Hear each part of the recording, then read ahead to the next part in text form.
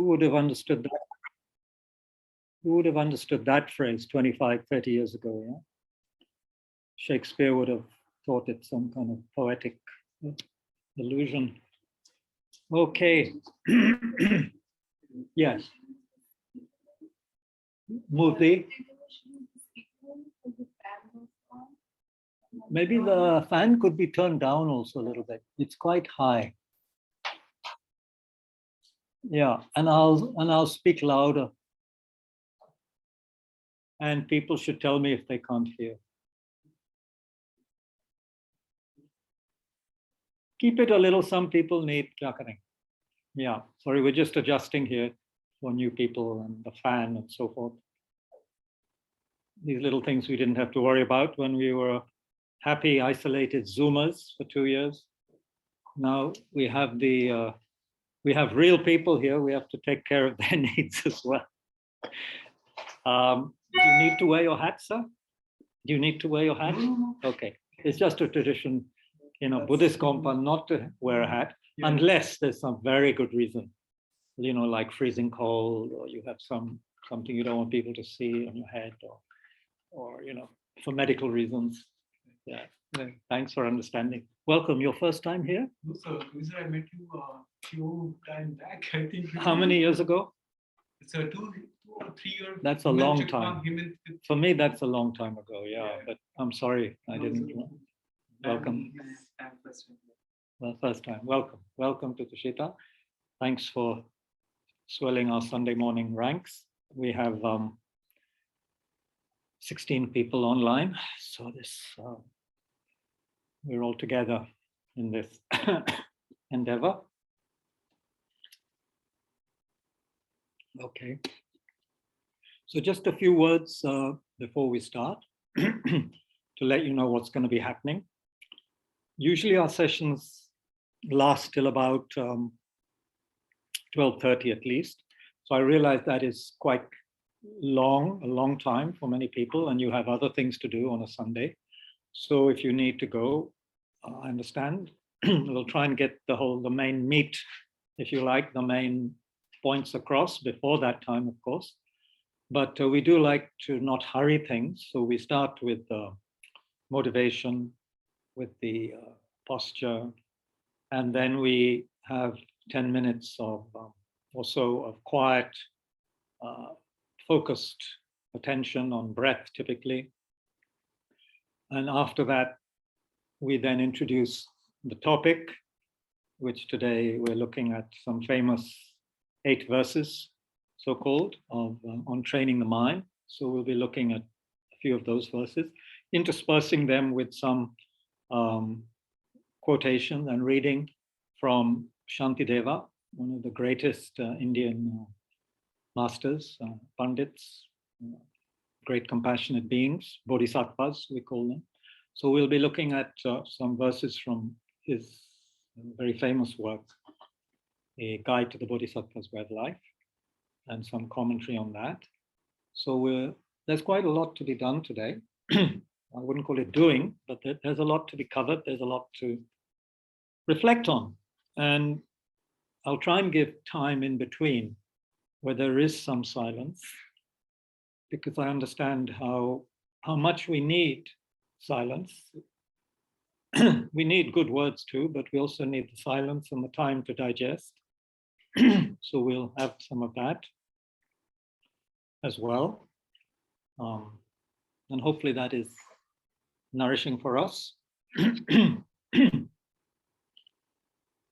Excuse me.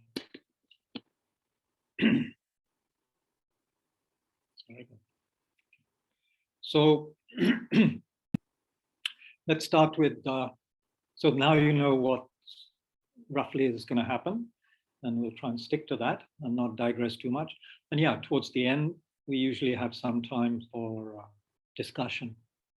When I say discussion, it's not question and answer. It's not like I know the answers. You know, we'll have some discussion. And the other thing I want to stress, this is very important, and it's in tune with a lot of Buddha's teachings as well, is that I'm not sitting here as some kind of great teacher who knows everything at all. or who is telling you how to think, how to feel, what. I'm not preaching anything. I would call this an investigation. We're investigating together. That's what we're doing. Yeah, we're investigating together. Just happens that I have more information maybe with me than you have. That's all. Some more books to quote from, and some more things to say. But I'm just here to facilitate a process of investigation, and hopefully an investigation that has some benefit, deep benefit even, and which plants some seeds for the future, which can ripen as happiness. We plant seeds, and we can be in a hurry for them to give their result, but we have to be patient.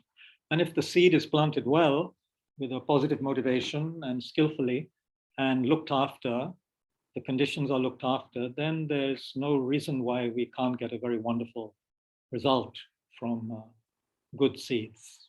So hopefully we are planting some very positive seeds in our minds, seeds of kindness, wisdom, compassion, and understanding, especially also understanding why. This is so important.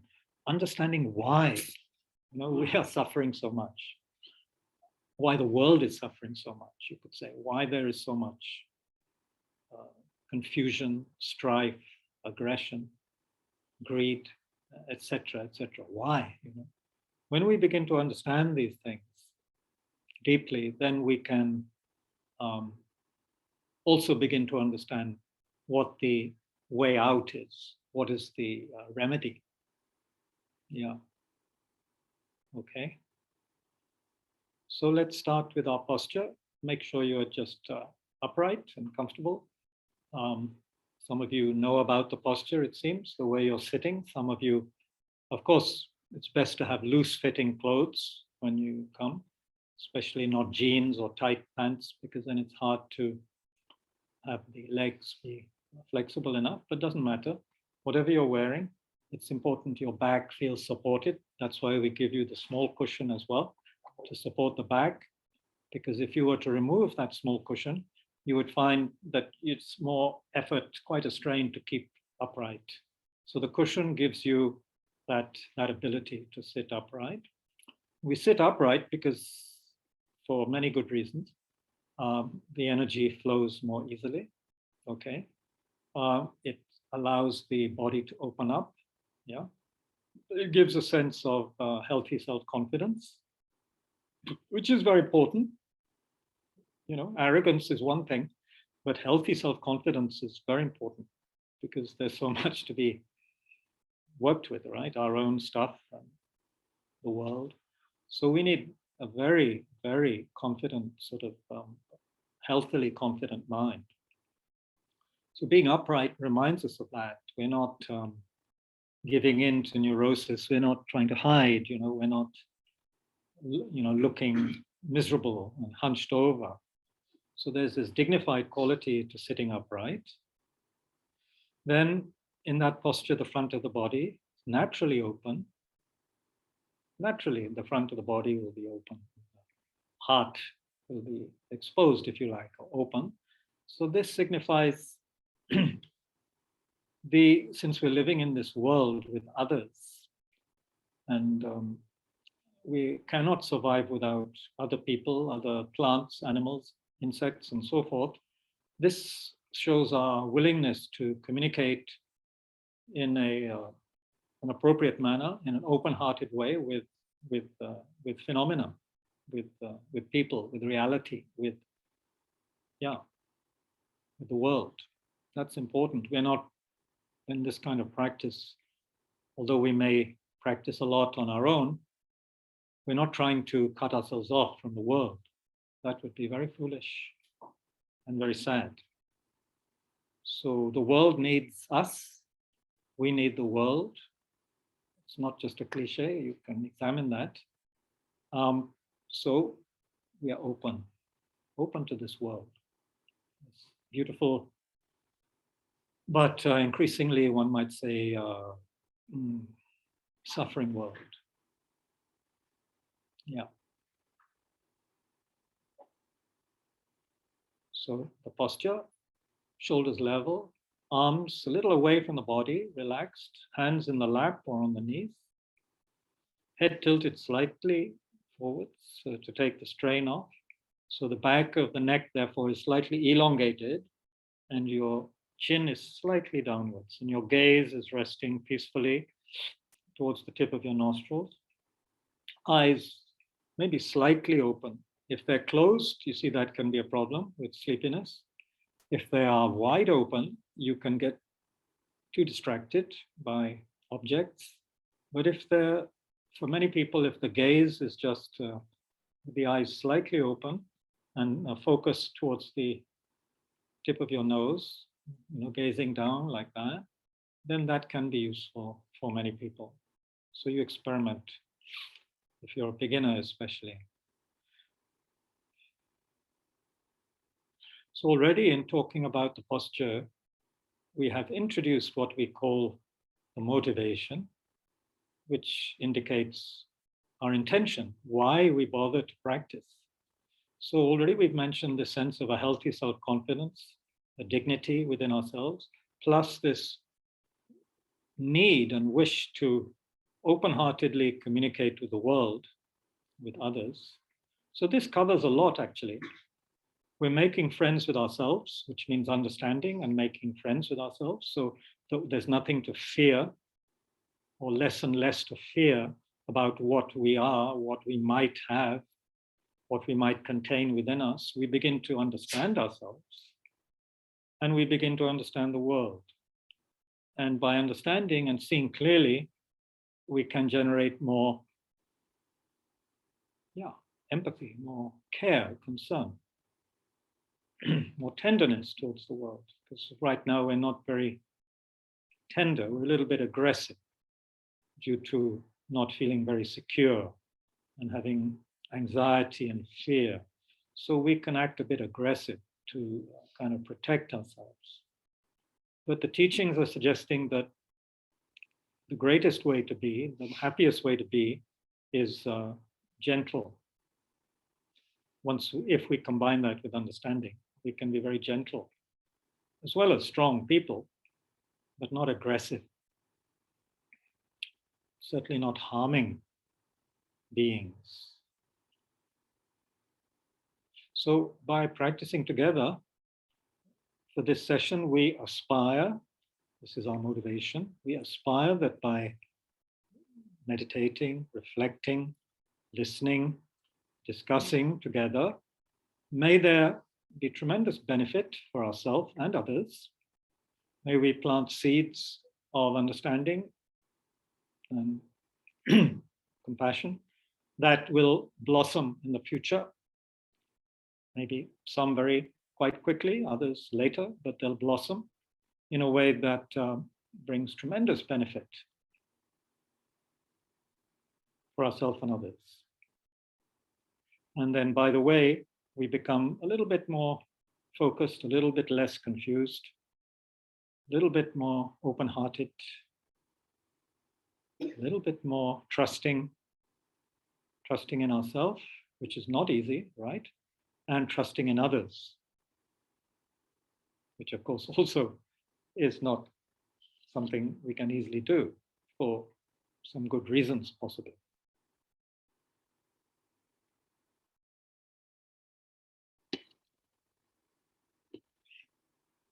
Okay, so how many people here have never done the breath awareness practice? Have you done before? A little bit? Anyway, I'll just give some brief instructions. The main thing is to be still in the posture that I recommended, the stillness there, as much as you can. And there to be a friendly, relaxed attitude towards yourself and your environment. And relaxed doesn't mean, of course, ready for sleep, but it just means calm, at ease. No tension of something to be done or achieved, or this is not a competition with ourselves or with others. There's no success or failure associated with this. So there's a sense of ease. relaxation. But the third factor we need, of course, is for that not to become sluggish or drowsy. So the third factor is awareness, paying attention, a sense of attentiveness, vigilant, awake. So those three qualities: stillness, relaxation, wakefulness, alertness, balanced. Another way of putting it, slightly different formula, if you like, is one that may also be helpful. Three factors: a sense of calm, sense of clarity. Okay, so there's calm, but there's also the clarity that comes from being awake and aware. And then there's kindness, calm, clear, kind.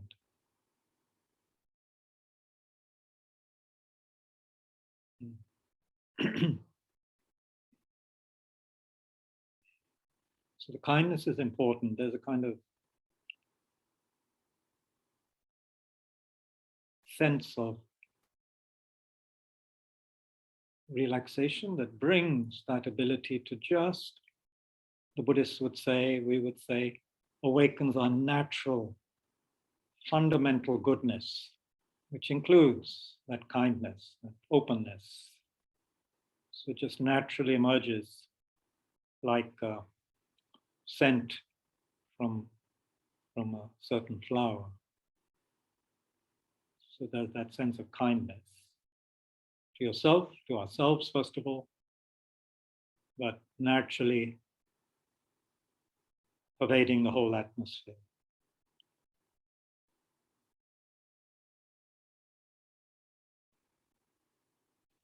Within that, please bring your attention to the natural flow of your breath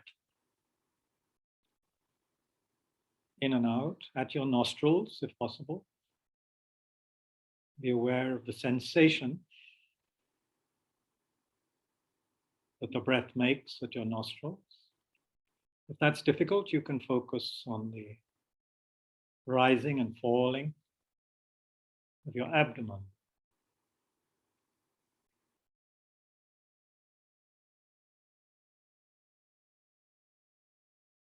Wherever you choose to focus, let there be a light attention, not too tight. If it's tight, it will lead to tiredness and a sense of frustration when you lose the attention. So a gentle awareness, a gentle attention to the sensation of breath at the nostril or the abdomen, the rise and fall.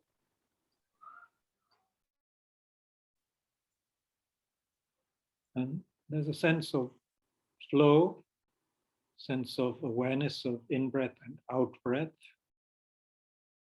not to lose the continuity of awareness between in-breath and out-breath, and to let there be a sense of openness and relaxation, especially with the out-breath.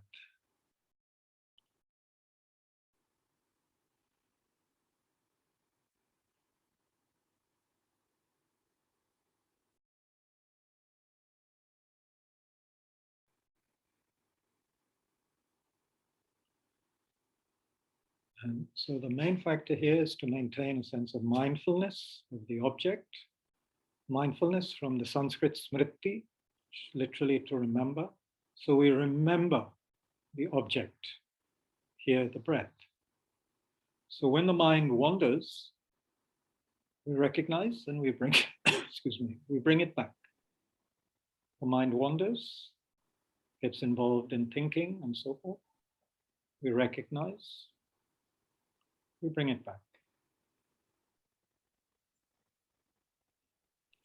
There's also, not wanting to confuse things too much, but there's also a power called introspection. Introspection means just be on your guard in a light way against this excitement that can come in the mind, which distracts you. but also sleepiness, which makes you a little sluggish, dull. So if your eyes are a little open, that can help with the not being sluggish or dull. But if those factors arise, you recognize and you make the necessary adjustment. Take a few deep breaths, bring the attention back to the object.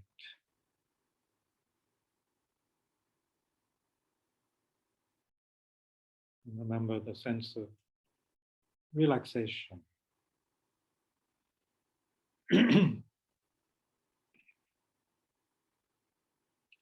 Sense of gentle attentiveness.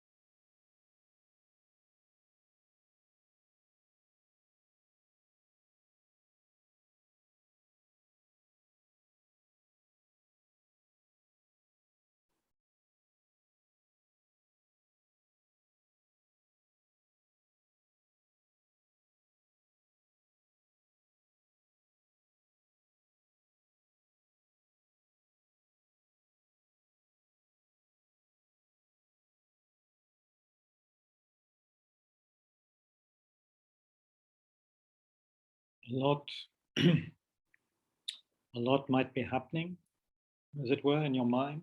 Doesn't matter. Try to recognize when the mind has been overtaken by thinking process, memory, and so forth. And gently let go and bring it back to the breath.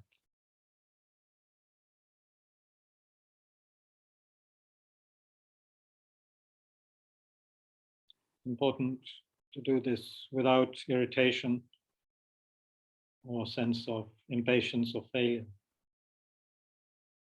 It's as though we were training a young animal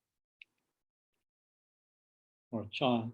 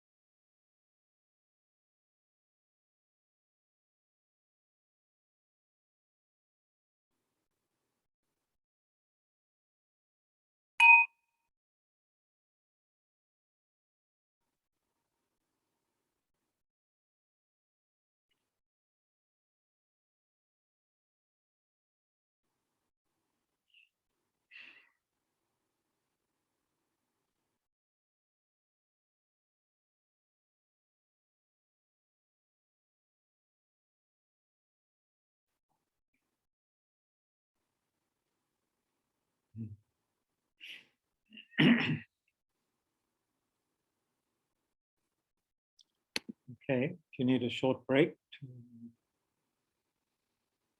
relax, stand up and have a drink, please do that.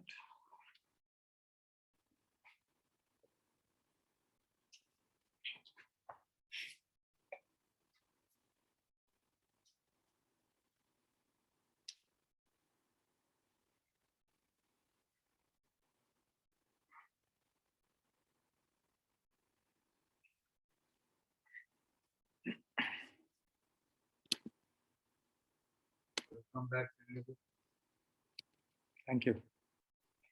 Long time. Happy Holi. A little late. Always late.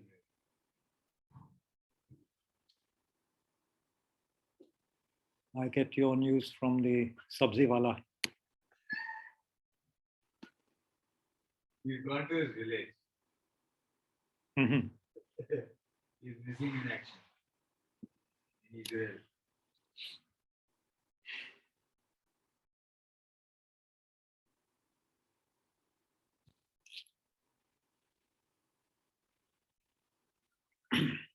How did you find that 10 minutes? Do you get to have some tea? No, thanks. I have. Trickier. Not so easy to keep the mind focused.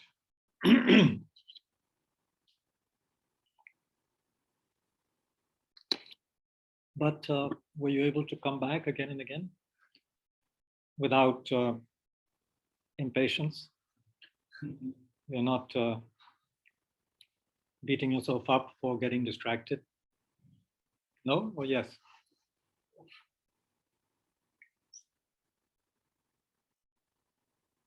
Maybe you were somewhere else completely. It's possible to be somewhere else completely for a long time.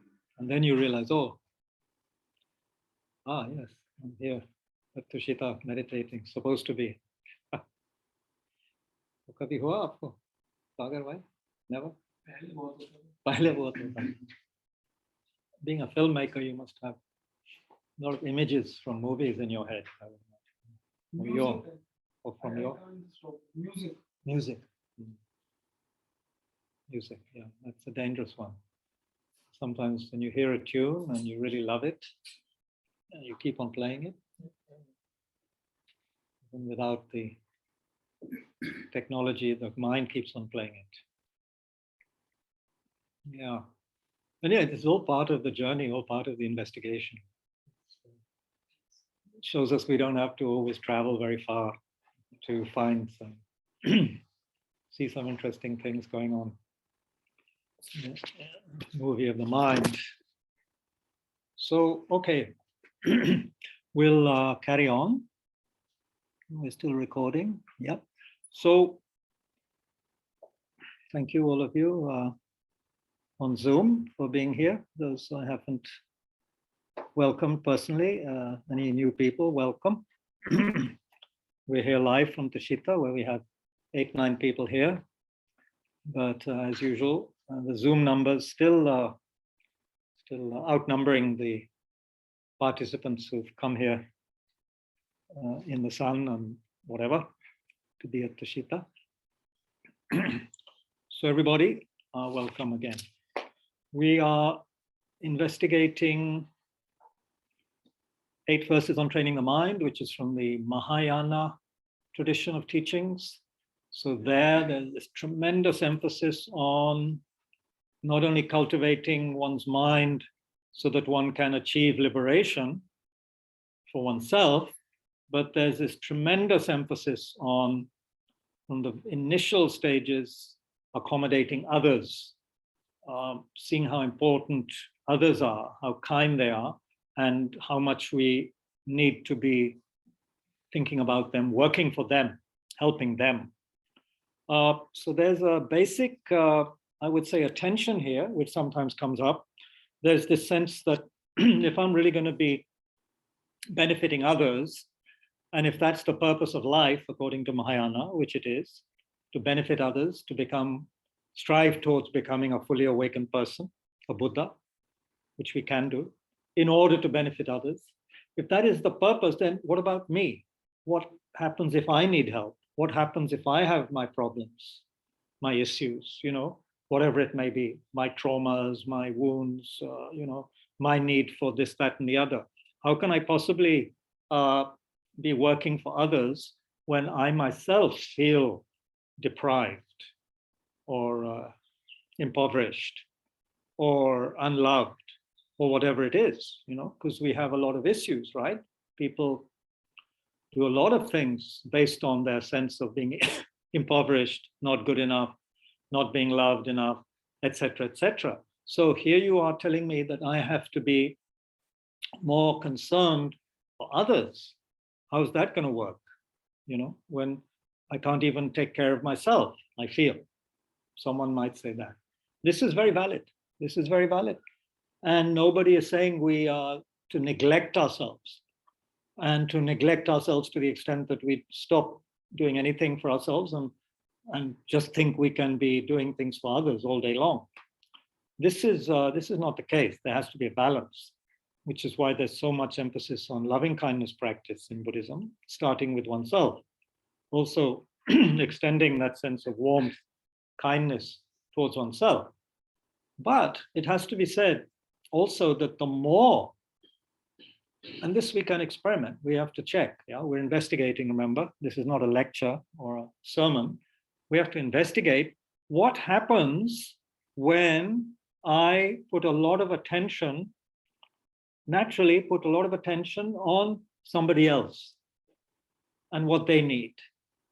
Whether it's your mother or friend or brother, sister, husband, wife, children, whatever, someone you help, in the community. What happens when we focus on that work, benefiting somebody else, even if it's a very small action,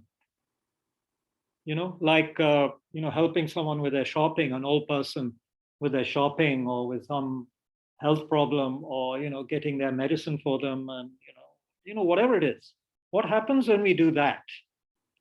Of course, without any expectation of reward. We're not doing it because we are being paid by them necessarily, although that may also be our job. But anyway, what happens, in other words, when I stop thinking about poor me all the time, because there may be many reasons why I can think about poor me. I don't have this, I want that.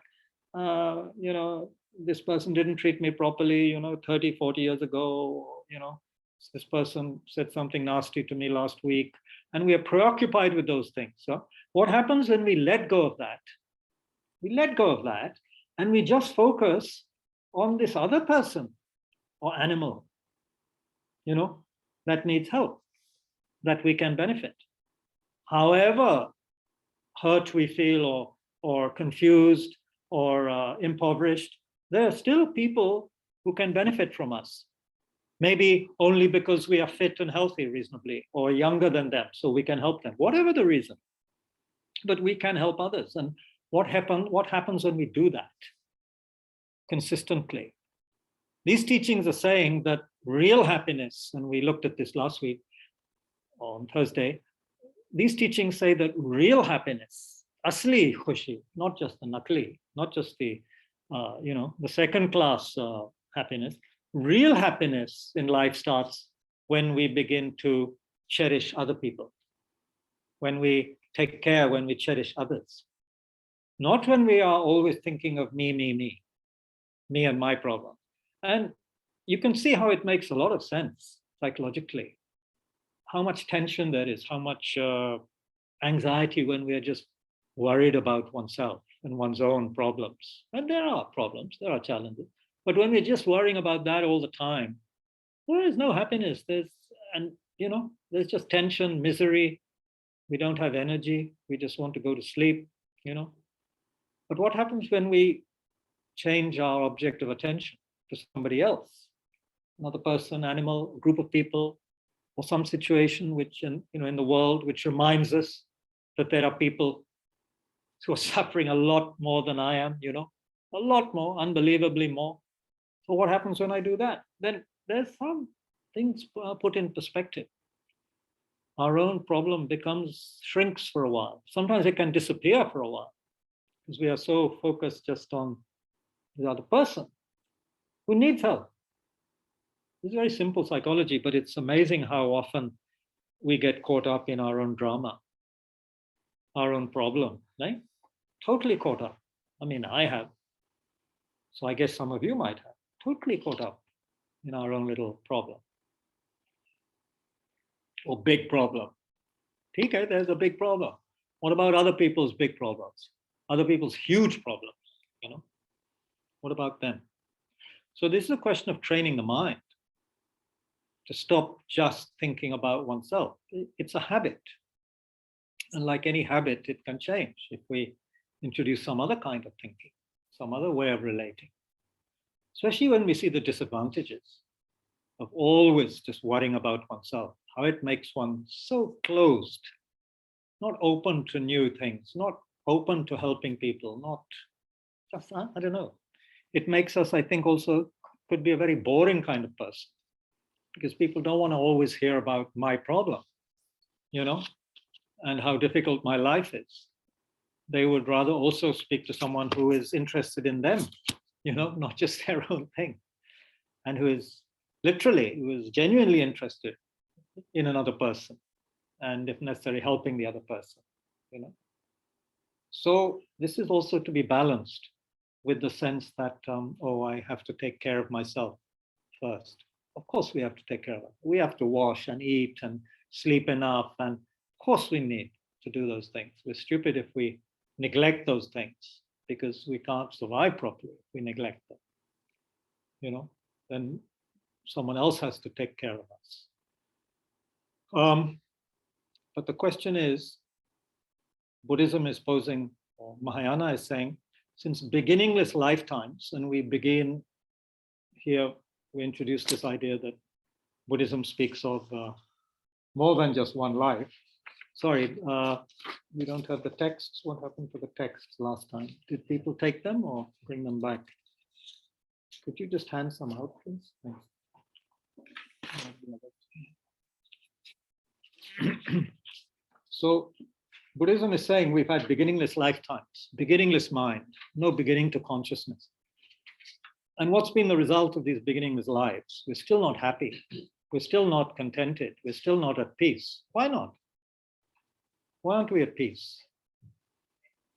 So the argument goes, we're not at peace because we're so caught up with I, me, mine, with this big ego, this big sense of a very important me who has to be taken care of all the time.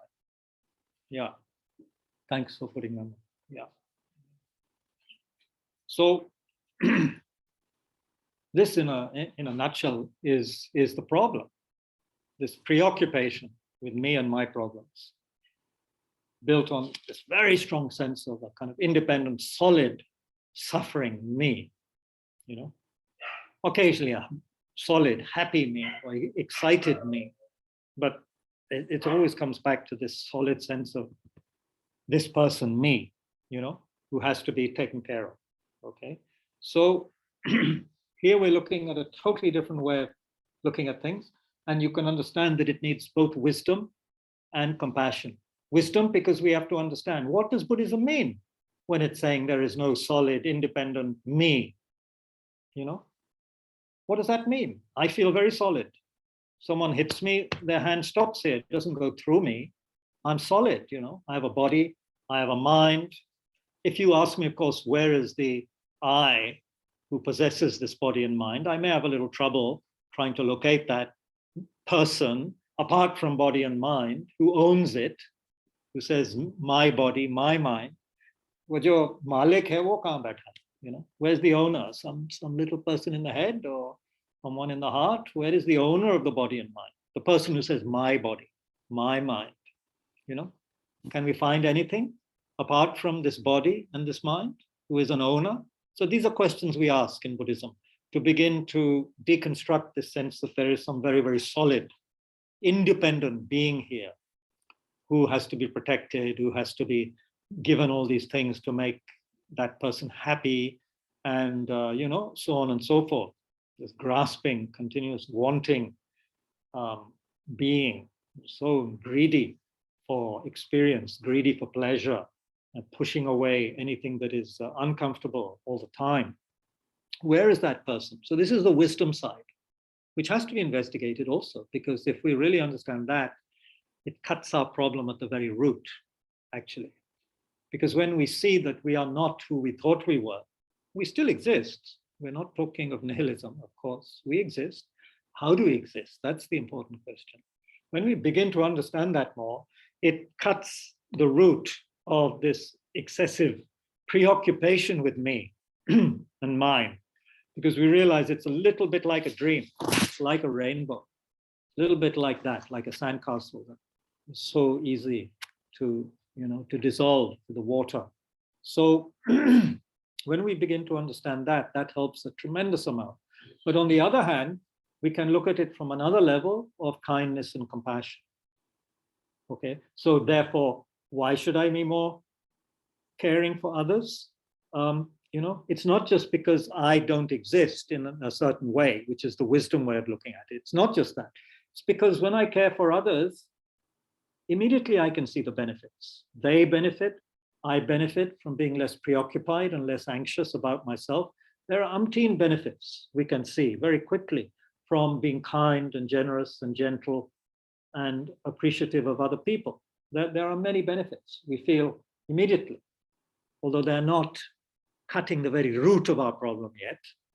Remember, that is the task of wisdom, which is understanding who we actually are.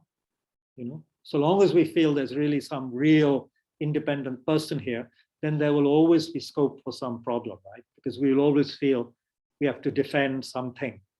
There's something to be worried about, really worried about, really worried about. So that, of course, but temporarily and very powerfully also, just developing a lot of kindness and a lot of positive, compassionate thoughts based on repeated reflections. This also, of course, is incredibly powerful to diffuse the selfish mind, which is only thinking about me and my problem, what I want, what I don't want. You can see it in the behavior of children, of course, in adults, very powerfully in adults, and you can see it in the behavior of countries. Everyone behaves that way. My problem, you see my issue first. You don't really see things through the eyes of the other person. There are many who would argue that what's happening now in Ukraine, however awful it is, and however bad, in a sense, Putin and his people are, his generals, or whatever, it's the inability of the West, of all countries, to get into the shoes of the other person and see what their fears are, what their anxieties are. We don't do that, so then we put undue pressure on other people. We are unduly aggressive with other people. And then we are surprised when they react in a certain way. We corner the cat or the person or the monkey, we drive them into a corner, then we expect them to behave normally. That's stupid. Whether it's between children or you and your wife or husband or between countries. We can't put undue pressure on others due to our own greed and interest and not see what it might be doing to them. We don't care, basically, because we just do what we want to do. We know people like that, yeah? And sometimes we do that. We don't take any cognizance of what the other person is feeling or wants, and we just go on with our own stuff. You can see it also in conversations. The other person will talk for 15, 20 minutes, maybe nonstop, not realizing that oneself might have something to say, like I'm doing now. Or the person, you might want to say something, but every 10 seconds they interrupt you because they think what they have to say is so important. They haven't even been listening to you properly, but they will interrupt. There are people like this. And this is very common, actually. Very hard to find a good listener, someone who actually listens to you properly and actually gives you a chance to finish your sentence. You will find this is getting increasingly difficult in this world. Because people are not listening to the other person. One, we're in a hurry, and then we're also, preoccupied, we're selfish. So why should we listen to others? We're listening to what's going on in our own head and responding from that. Yeah, would you agree, or am I talking total nonsense? Sagar, am I talking nonsense? But sir, my point would be, no, obviously, in obvious sense. Obviously, oh, good. Yeah. But your point would be? I was trying to interrupt you. Good, good. You're proving my point. This is very good. My point. This is such good tea. What is it? I want the name. It's called Cup of Sunshine. Cup of Sunshine tea. I'm advertising Cup of Sunshine tea, which is made by?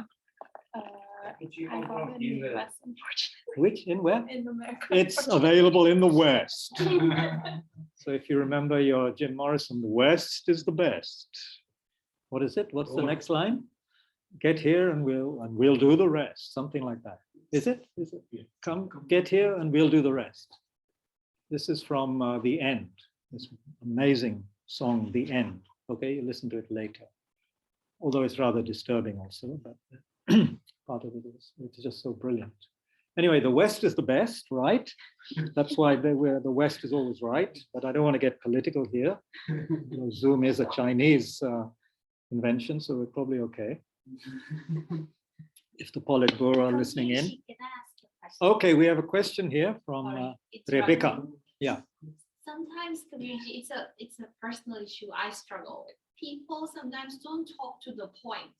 So I find it so difficult to wait for them to complete, and I'm interrupting how to deal with that situation. Okay, so Rebecca, who I think has probably a strong Virgoan perfectionist streak, finds it very difficult because people, while talking, do not get to the point quickly enough. So she has to interrupt to get them to get to the point. Interesting, huh? So yeah, there are two things here. One, she doesn't have the patience to wait for the point, and other people are too confused and distracted to get to the point. So here we have a classic catch-22 kind of samsaric scenario. This is why Buddha said life is suffering.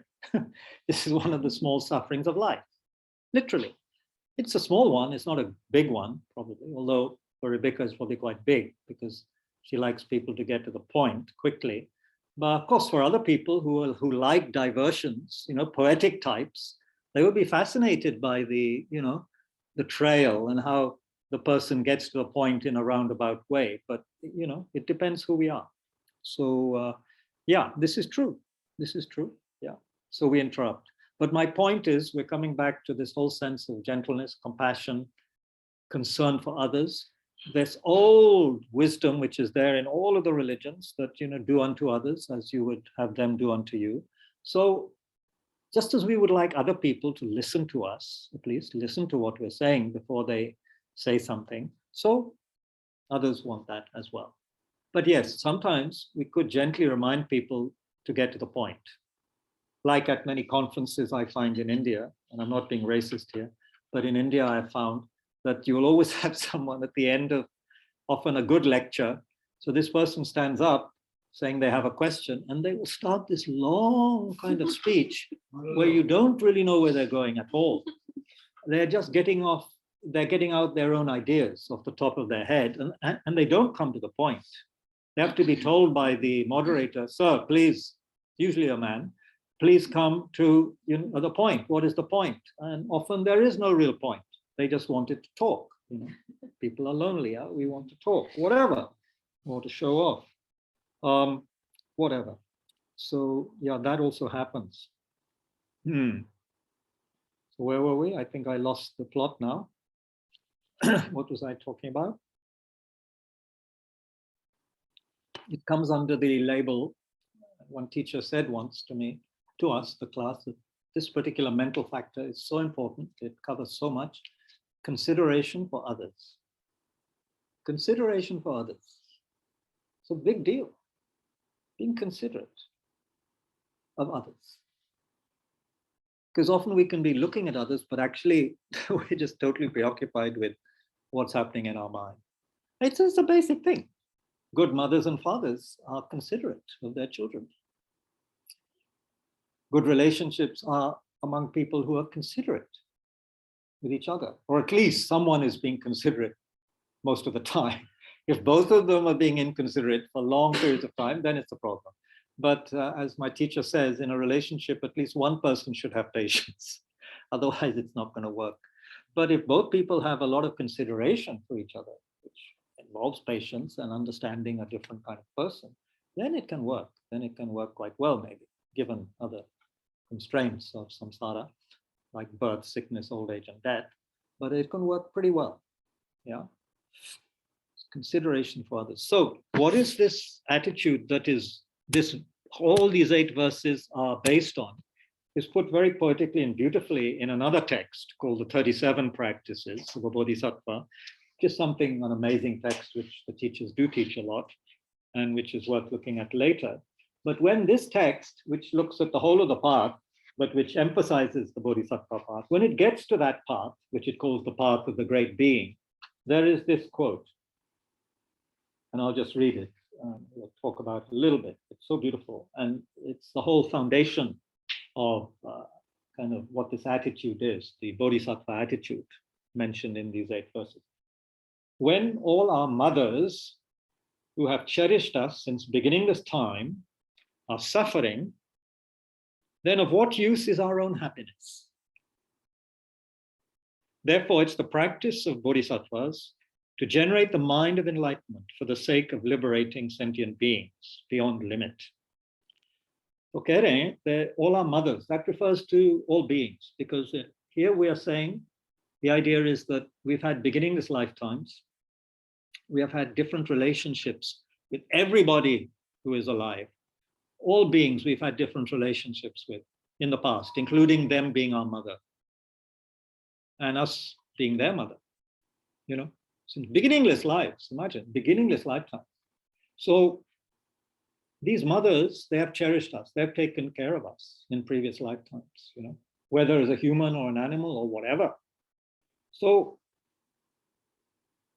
if they are suffering, if our mother is really suffering, say your mother is sick or in the ICU, then what use is your own happiness?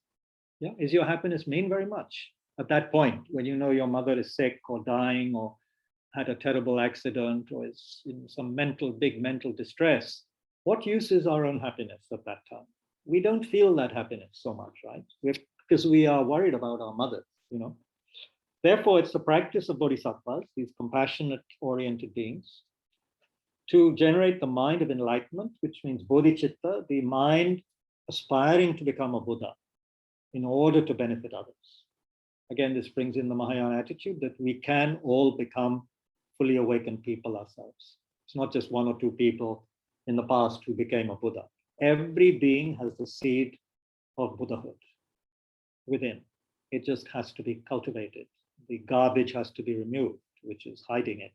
And, some work has to be done. But we can all become Buddha. So the bodhisattva is someone who is aspiring very powerfully to become a Buddha. Why? Not for their own sake. They just want their own happiness. They strive for nirvana, which is much easier. Here they're striving for Buddhahood because with Buddhahood, you then continuously work for the benefit of others, life to life to life to life, beginninglessly, endlessly. Whereas nirvana, you attain nirvana, then you are in a state of peace beyond all of the suffering of existence, samsara. You are beyond it. You're out of the jail of samsara and you're at peace. Whereas the bodhisattva keeps on coming back into the jail to help others. Happily. Not out of a sense of, oh, no, God, I've got to go back to the jail now. It's time to get reborn. I've got to go back to the jail. They don't feel like that. They're happy to come back. That's their job. That's their job description. They have so trained their minds in compassion and love. They're happy to come back because their minds are so trained. Anyway, so therefore it's their practice to develop this mind of enlightenment, the bodhicitta, the aspiration, for the sake of liberating sentient beings beyond limit. So no limit.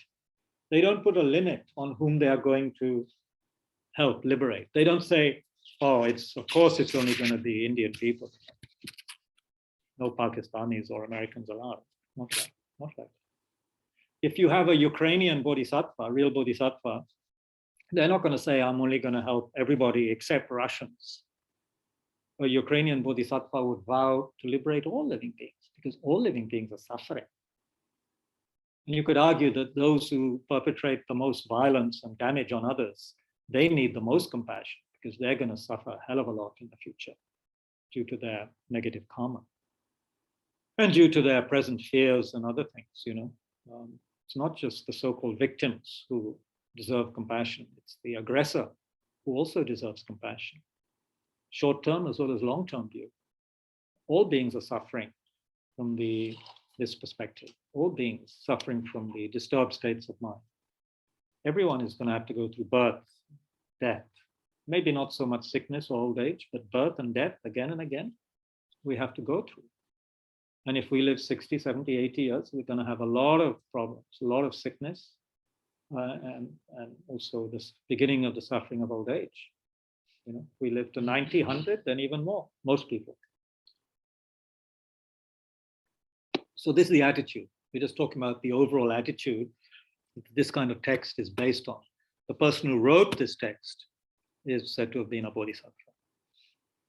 Had that attitude of striving for the welfare of others, determining I must become a fully awakened person in order to liberate all beings, And there is a stepwise process for that, but we have to discuss that at some point. But here I want to just focus more on these verses and what comes up, and then we'll have some discussion soon because it's already 11 minutes past 12 on the Tushita clock, and the laptop clock. Okay, so I'll just go over reading the first two verses so that we know what we're talking about.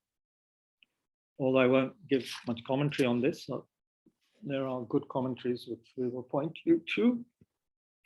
With a determination to achieve the highest aim for the benefit of all sentient beings who surpass even the wish-fulfilling gem, may I hold them dear at all times. So in other words, achieve the aim of enlightenment in order to help all beings. These beings, they're not just ordinary lumps of flesh walking around on the planet. They surpass even a wish-fulfilling gem, which is a mythical gem which gives you what you want, basically, material-wise. So we're saying here that human beings, animals, any being, they far surpass any wish-fulfilling gem. Because based on others, we can generate unbelievable qualities of compassion, love, patience, etc., etc. So that we can only do in relationship with other people.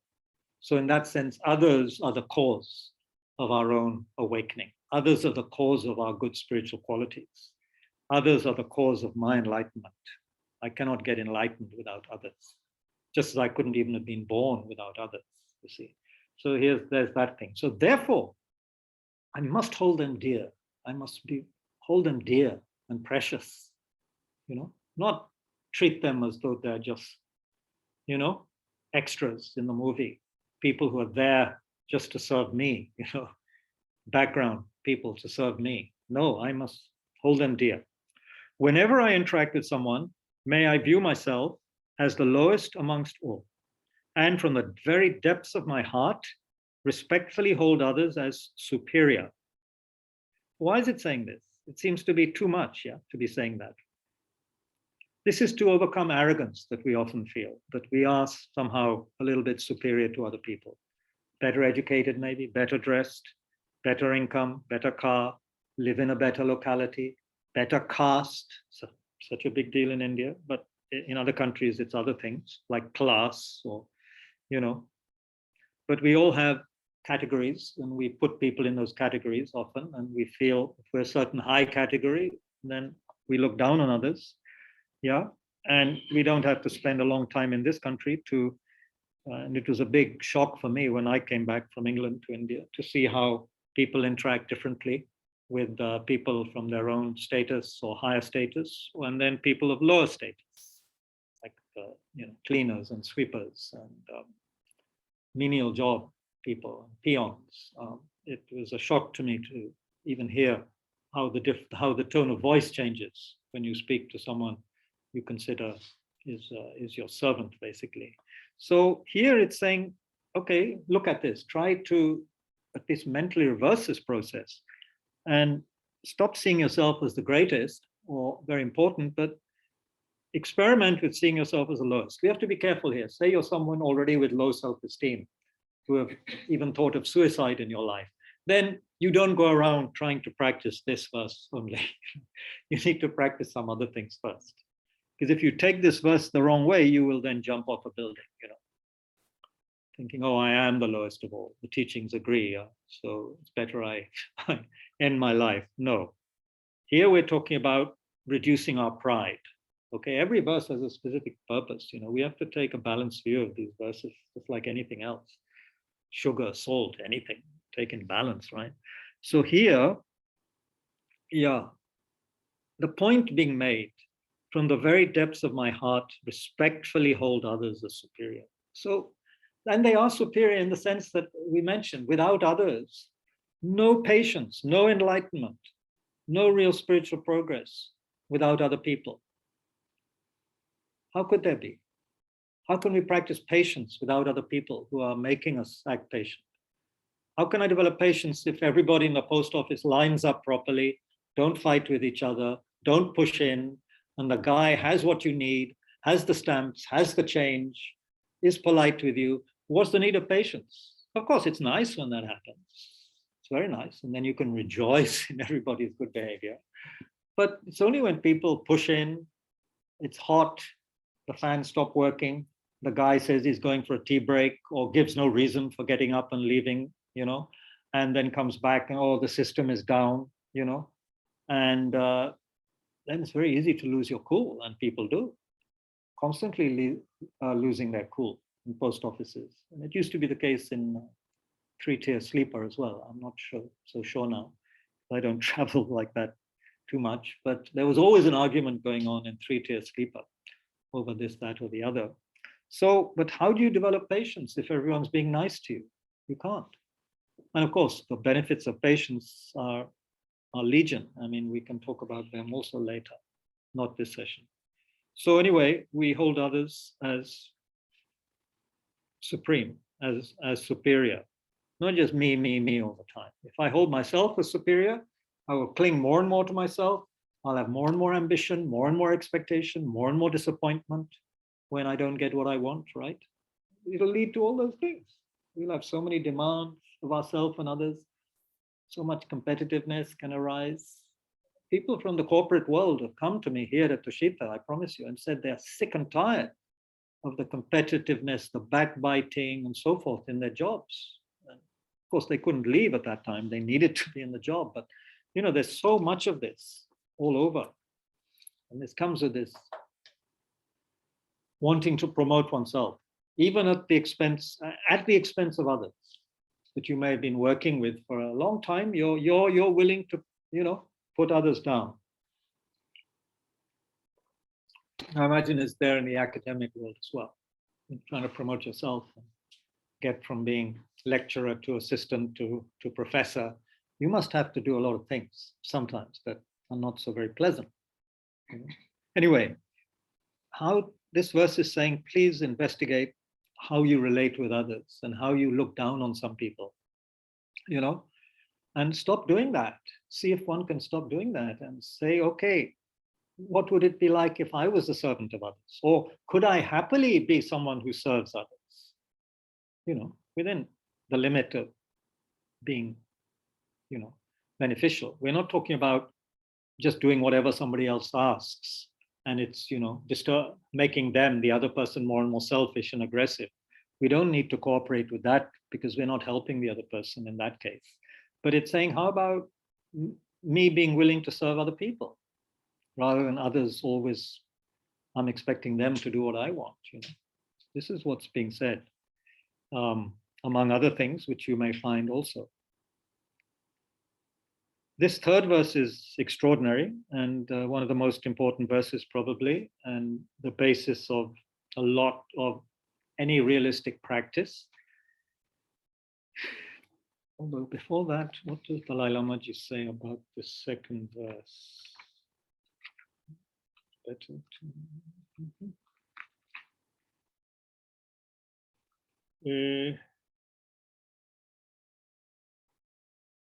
There are particular ways, okay.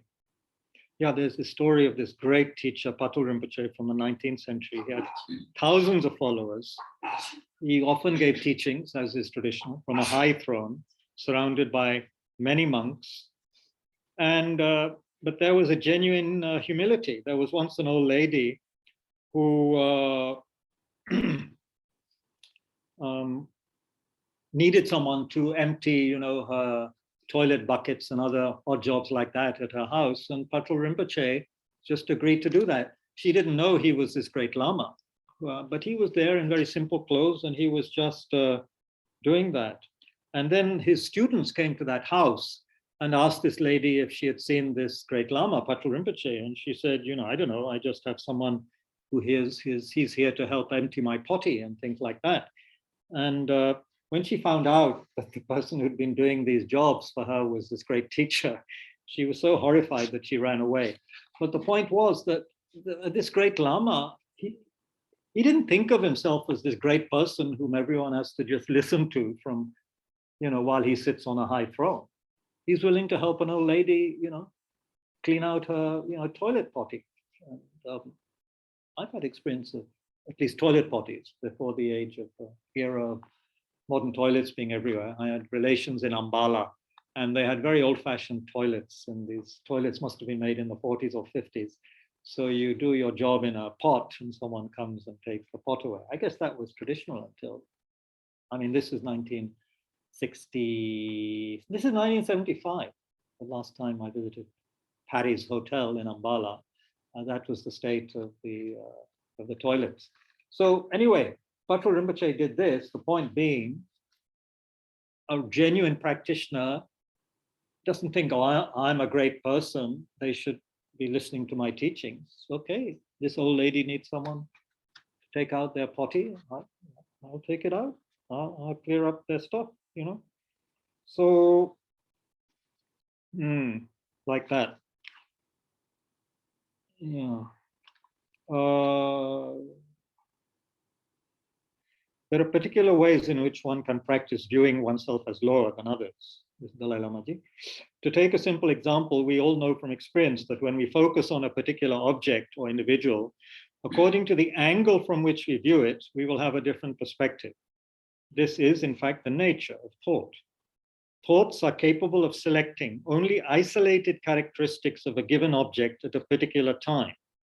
Human thought is not capable of comprehensively viewing something in its entirety. The nature of thought is to be selective. So when you realize this, you can view yourself as lower than others from a certain point of view, even in comparison to a tiny insect. So let's say that I compare myself to an insect.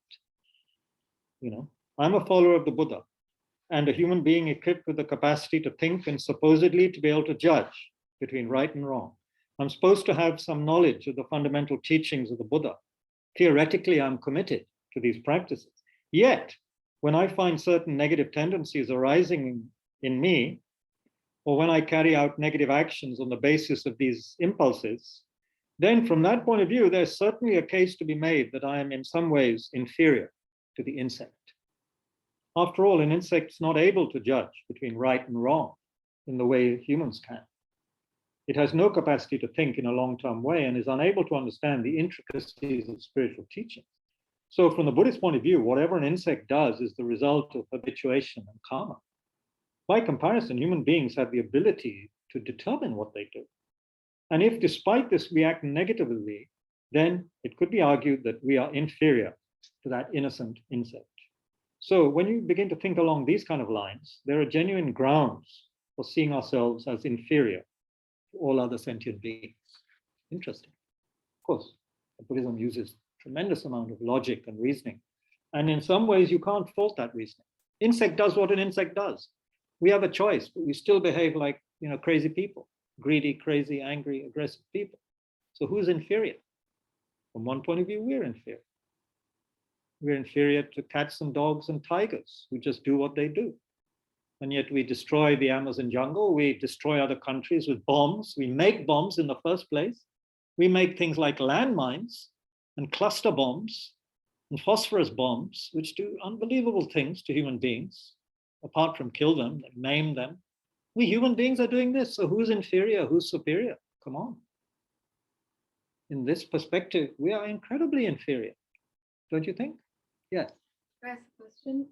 What about this mindset that because we are humans or because of maybe resources we have in whatever field we work in, we want to benefit as many people as we can in this lifetime, that mindset that, if I spend my time taking out somebody's potty, I'm I'm not doing enough to benefit people like that, which is sort of like a superiority, I guess, that you have this mindset that, oh, I must spend my time because either we're as human beings, we do have the opportunity to practice or to share the teachings more than animals. So in that sense, a sort of superiority, is that still? Cool. I mean, you're saying, so we have strong case for saying that we are superior. Is that what you're like, saying? yeah, like how do you, like that's still sort, like it's half, it feels like it's half like compassion, like out of a desire to help others and to benefit others, but it's also sort of coming from ego and from a superiority. So I'm not sure which it Can is. do. It can do. It depends on how much we've trained our mind, don't you think? We can misuse spirituality. We're doing it all the time. It leads to a subtle pride, thinking that we are better or we are more intelligent, and so on and so forth. But also don't forget that the teachings speak of precious human rebirth. So in some senses, we are supposed to see how amazing the opportunity we have is, and that we are amazingly fortunate. We are the most fortunate of all beings, according to Buddhism. Humans who have also, discovered and seen the benefits of spiritual teachings like this, we are the most beneficial beings in the universe. But that doesn't mean we feel superior. We just know that we have this amazing opportunity, and foolish to waste it, like that. Now, I'm not sure if your question is, yeah. So we are, in many ways, of course, we're superior in that sense. But the point here is saying, oh, I am better than you. You're just an insect.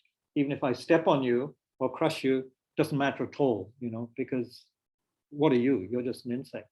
And plus, I couldn't even see you properly, and I couldn't be bothered to see you properly. Or you snuff out, a mosquito, or whatever. And don't bother to help a struggling insect in your basin or water closet or in your cup of tea or water, because, it's just an insect, so we'll throw it away. Why? Why do we do that? We don't care enough for other life, and we see ourselves as important. We put our finger in something and it begins to hurt, and we immediately take it out and we're worried about it, and but that insect struggling in the water closet, it's going to drown soon. We can't be bothered to put our finger in and help take it out, and maybe even can't be bothered to take it out of a glass of water properly so that it lives, because it's just an insect. And of course, if it's a cockroach, we want to smash it. I think some people I know instantly pick up a broom and just smash it. Cockroaches, yeah, then of course they're just doing what they do, yeah. But we have the ability. What, Bob? Reactive mind. Reactive mind, exactly. There are two minds. One is analytical mind. The second is reactive mind. That's genetics. Bob is our backbencher here. I'm sorry. There's a question here online, so I'm going to. We mustn't forget the onliners. I'm allowing you to unmute yourself. So, Tori, your name is Tori? Tori Paul? Tori Paul? Tori, yeah, you're right. Right. So based on what you were just saying, how we treat an insect as without care, but I feel a lot of times we treat others how we treat ourselves. So often we forget to, when we deeply, truly don't love ourselves, we don't know what that love is and what that compassion feels like. So we're not able to relate that and give it to others because we don't give it to ourselves. You found this to be true? I feel that sometimes. I've noticed personally, if I'm not compassionate with myself, with my and being critical of my own self, I would relate that to how I see the world. I feel like it's sort of a reflection of what's going on internally, as within, so without. So yeah, did everyone hear that? So basically, if you're not compassionate with yourself, how can you be compassionate with others? There have to be, the charity begins at home kind of idea, that if you're not kind to yourself, can you really be kind to others? And I think that's an excellent point.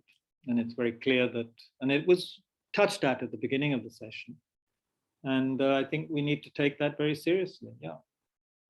The only problem is when it gets out of hand that we are preoccupied with ourselves in the wrong way, not actually helping ourselves skillfully, but just preoccupied with ourselves.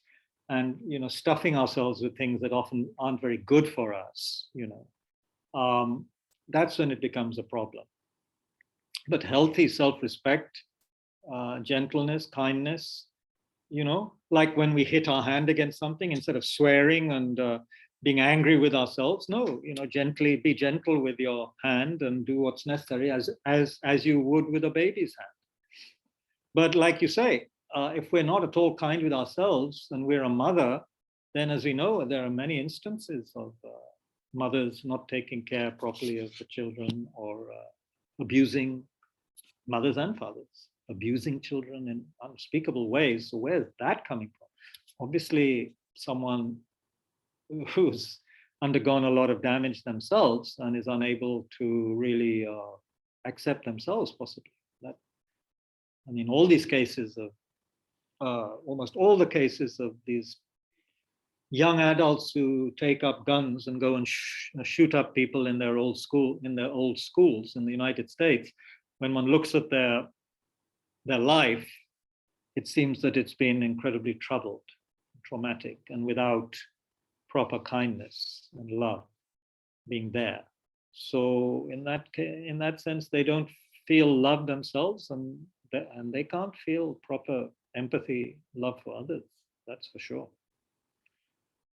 And once a Lama came here and gave a talk in which he spoke about this a lot, much more than I thought any Lama ever would. He kept on talking about how that if you haven't received proper love and kindness when you're young, it's very difficult to adjust to life later. Very difficult to adjust properly and be a genuinely, compassionate person, for sure. Yeah.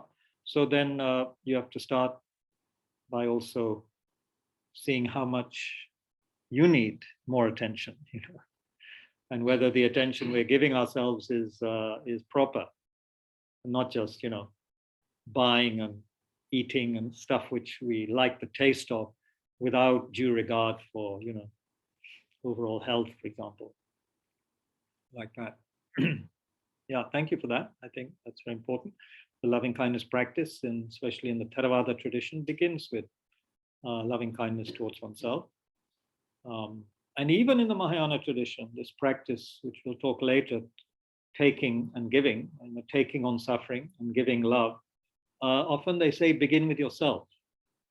Begin taking, imagine you're taking on your own suffering and giving it to your selfish mind, and then giving yourself love. So it's not as though this is unknown in the Mahayana teachings or the Bodhisattva Yana. So thank you for that. So we were going to look, we'll just mention the third verse. Did you? Yeah? Anushri, yeah. I just wanted to ask, in Buddhism, do they believe the idea that, for instance, the forms of the ants and insects, their karmic balance is static. Like they are what you call as bhog yoni, in the sense that they are just they can just eat and sleep and reproduce. They cannot produce. They cannot create more karma in the sense. But the human birth, it is karma yoni that we are constantly creating causes. We are not only undergoing the effects of previous life karmas, but we are creating new causes, the consequences of which we will face later at a later stage. So, yes. And depending on how we use the human body and human birth, this is the best form as well as the worst form.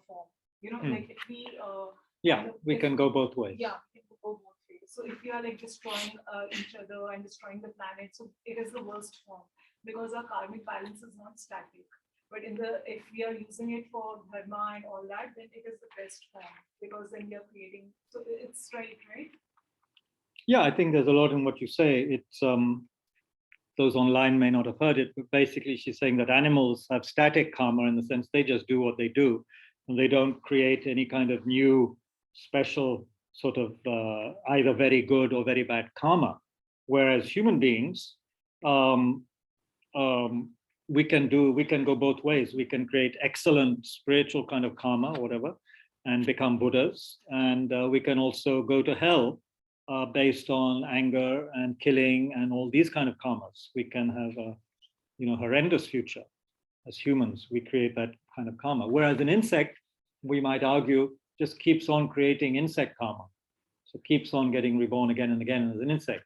Although there may be some other factors from its deep past when it was something else. If they arise, then at some point they could be something else.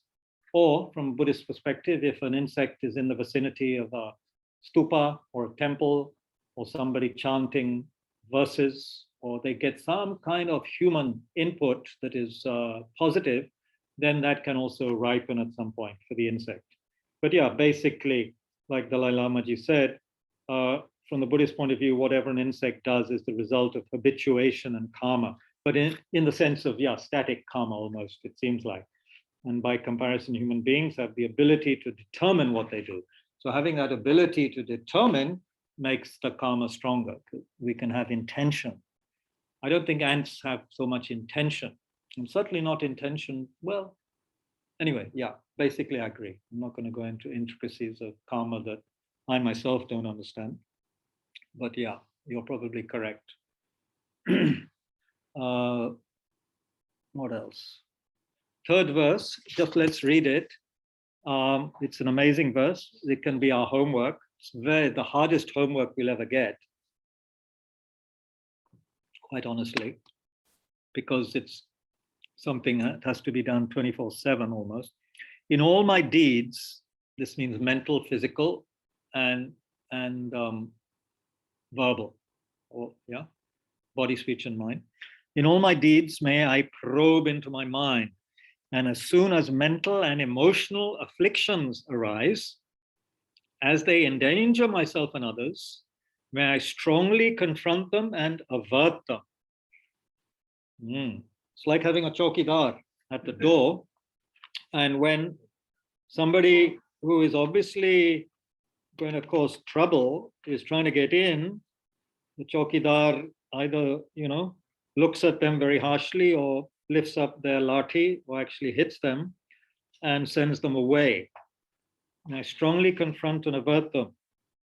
The Dalai Lama says, this indicates that although all of us as spiritual practitioners wish to overcome our negative impulses, thoughts, and emotions, owing to our long habituation to negative tendencies and to our lack of diligence in applying the necessary antidotes to them, afflictive emotions and thoughts do occur in us spontaneously and quite powerfully. We don't have to put much effort into it. We can have a lot of crazy, not very nice thoughts very quickly. So this verse suggests we should be aware of this fact so that we remain alert. Such is their force, of course, is these afflictive emotions. Such is their force, in fact, that we are often driven by these negative tendencies. And we don't even realize it. Our whole life can be driven by tendencies we're not even aware of. Aggression, wanting mind, greedy mind, the affliction of jealousy, just harmful intention. It can be something we're so habituated with, we don't even realize that it's something that's harming us, quite apart from harming others. We just don't know. So we should be aware of this fact. We should constantly check ourselves and take note when negative tendencies arise so that we can catch them as they arise. If we do this, then we'll not give in to them. We'll be able to remain on our guard and keep a certain distance from them. In this way, we won't reinforce them, and we'll be spared from undergoing an explosion of strong emotion and negative words and actions to which that leads. But generally, this is not what happens. Even if we know that negative emotions are destructive, if they are not very intense, we tend to think, oh, maybe this one is okay. We tend to treat them rather casually. The problem is that the longer you're accustomed to the afflictions within you, the more prone you become to their reoccurring. Then the greater your propensity will be to give in to them. Oh yeah, let's have another piece of this. Let's have that, another harsh word doesn't matter. इनको गाली दे दिया, अरे कोई नहीं, मैं तो हमेशा गाली देता हूँ इनको. Whether it's a person or someone on the TV screen, and you're just used to shouting at them when they come on the screen because you don't like them. कोई नहीं है, तो मैंने गाली दिया, सुना ही नहीं उसने, वो तो TV में, But that creates a propensity. You keep on thinking that way. You keep on speaking that way, my father and some of his friends, wow, you should have heard their language. It was amazing. I mean, amazingly full of what would not be allowed on TV or in the newspapers. Of course, with my father, he often said it just out of habit and sometimes in a quite loving way. But still, it didn't have a good effect on some people. And it just means you keep on speaking in that way. And so anyway, not so great. So this is how negativity perpetuates itself. So it's important to be mindful, as the text urges, so that whenever afflictive emotions arise, you're able to confront them and avert them immediately. Yeah, as I pointed out earlier, Buddhist teaching must be understood in relation to the goal of attaining freedom. Freedom from suffering. And at the heart of that, spiritual practice is to therefore work with our negative tendencies. Very important to constantly check oneself in daily life. Check one's thoughts and feelings, even if possible, during one's dreams, if you can. And as you train yourself in the application of mindfulness, gradually you'll be able to apply it more and more regularly, and its effectiveness as a tool will increase. This is literally training, isn't it? An athlete trains to build up their muscles. You know, if you're a weightlifter, you have to build up, you know, your muscles. You keep on doing it. You keep on training day after day. And when they stop training in their older age, they have a lot of problems. A lot of athletes, it turns to flab, you know. So that's one difference. At least with the mind, we can keep on training it. It won't turn to flab. But athletes, they may train half their life, and then the rest of their life, they often have many problems. Because, you know, what happens to their muscles? You can't keep on going to the gym until you're 90 or 100, most people. Yeah, anyway, so checking our mind. And we're not used to it. Let's face it. We're just, as Bob said, reactive. If something comes and just react, you know. A person on the screen, a food, a word, an image, a memory, some plan, and just we react in a certain way. Our minds are just Pavlovian in that sense. Pavlov's dogs, you know, they heard the bell and they start to salivate. We're the same.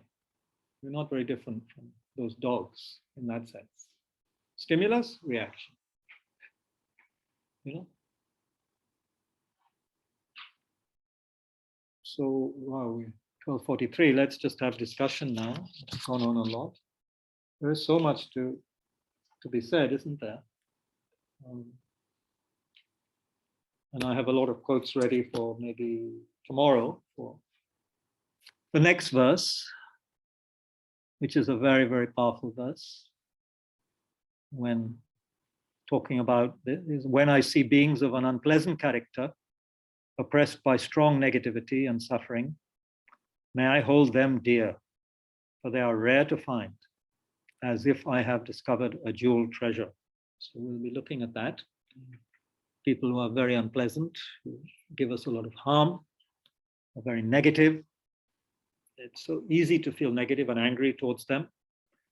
So this verse is asking us to do something else. You have to go, Naveenji? No? Okay, you just need a break.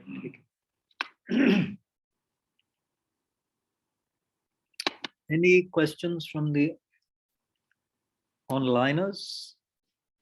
Thank you, glad to be here. Yes, I agree. Thank you, Kabirji. Okay, no questions there. Haji, I think, okay, Ashwin Lobo, I think it's very difficult for us to truly know the deep inner life, consciousness, and intelligence of insects, animals, and plants. We can only speculate, maybe. My intuition tells me they are capable of far more than we give them credit for. So perhaps it's just best, it is best to just make use of our precious human lives to benefit others without wasting time on speculating over the abilities of non-human beings. For I don't see how this speculation is helpful in developing our own compassion, care, and wisdom. Well, I think that's quite a good point. The point that Dalai Lama Ji was making is that we have a good reason to feel inferior, because it's quite clear from all the research, I think, that we do have more sophisticated mental systems than an insect. He's not talking here just of a cat or dog or a dolphin, which also are proved to have very, very advanced kind of faculties in some ways. But an insect, what can a poor insect do?